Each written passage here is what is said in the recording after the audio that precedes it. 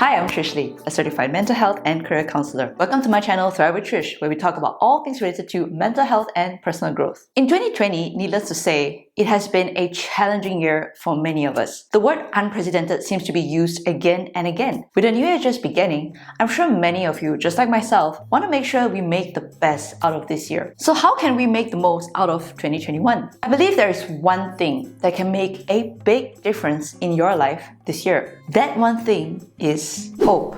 Hope is what you need in 2021. Hope is what helps you not just survive, but thrive. With hope, I mean this: the feeling that what is wanted can be had, or that events will turn out for the best. With this definition, hope will spark optimism. Optimism will then help you see opportunities. When people see closed doors, you will look around you and realize the doors that are open for you. It comes from the belief that the best is yet to come for you. With this mindset, not only will you see the opportunities, but also you will take the necessary action to capitalize on them. Hope sparks persistence because you know that there is a bright future ahead. I understand how easy it is to feel like you've lost all hope.